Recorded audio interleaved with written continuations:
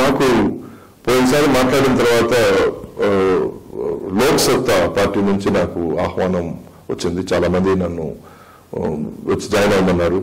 మీ ideology మా ideology ఒకేలా ఉంది, సో మేము చాలా హ్యాపీగా ఉన్నాము. We want to do good for the people, so it would be very nice if you could join అని అన్నారు.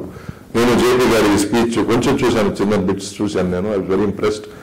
I think is a very learned man and is makes a lot of sense. నా ఒకటే feeling ఏమిటంటే అండి, బేసిక్గా number 1, నేను politics పెద్దగా నాకు అసలు భయం అండి. బేసిక్గా నేనేం చెప్పాలంటే I'm very scare of getting into politics. Because ఎందుకంటే నేను నోటికి వచ్చి మాట్లాడేస్తాను, నిజం మాట్లాడేస్తాను, అది పాలిటిక్స్ వర్కౌట్ కాదేమోనన్న భయం. ఓకే, లోక్సత్తా విషయం గురించి నా డౌట్స్ ఏమిటంటే, పాలిటిక్స్ అనేది గ్రాస్ రూట్స్ గేమ్ అండి.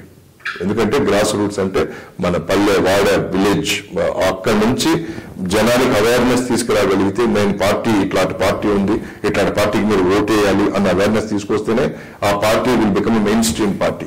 Otherwise it will be an elitist party, అంటే ఎలైట్ పీపుల్, పెద్దవాళ్ళు మాత్రం తెలిసిన పార్టీ అవుతుంది. లోక్సత్తా అటువంటి పార్టీ అని నాకు ఒక చిన్న డౌట్ ఉంది.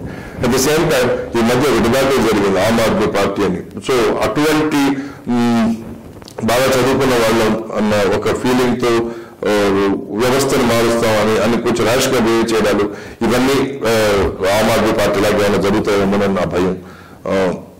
100% వాళ్ళ ఐడియాలజీ నాకు బాగా నచ్చిందండి. I want Loksatta to be mainstream party. వాళ్ళ మెయిన్ స్ట్రీమ్ పార్టీ అయితే నేను సంతోషించేవాడిని నేను. And I want them to do well, ఎందుకంటే వాళ్ళు ప్రజలకు మంచి చేయాలని అనుకుంటున్నారు. బట్ నేను స్ట్రాంగ్ గా బిలీవ్ చేసేది ఏంటంటే అండి, along with being a statesmen you need to be little bit of politician.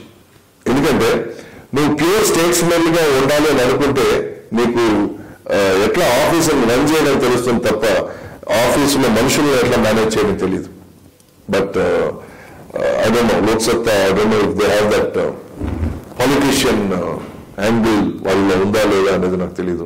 ఎందుకంటే కొంచెం జనానికి తగినట్టు కూడా మాట్లాడాలి, పాలిటీషియన్ గా కొంచెం కింద మీద కొంచెం చేయాలి.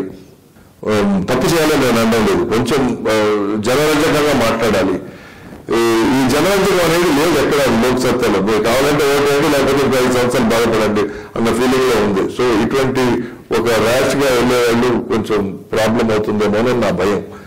But at the same time నేను ఐఎమ్ సారీ, నేను పాలిటిక్స్ లో ఎస్పెషలీ ఏదైనా సరే ఏ పార్టీ అయినా సరే నేను జాయిన్ కాలేదు. ఎందుకంటే పాలిటిక్స్ లో జాయిన్ అయ్యేంత డబ్బు లేక సమయం నా దగ్గర లేదు. I don't have time. ఎందుకంటే నా బతుకుల కోసం నేను అక్కడక్కడ తిరగాలి. So I do not have time for politics. నా వ్యూస్ కావాలంటే నేను షేర్ చేసుకుంటాను, నా సపోర్ట్ కావాలంటే ఎవరికైనా ఇస్తాను నేను. బట్ ఐ రియలీ కాంట్ లై.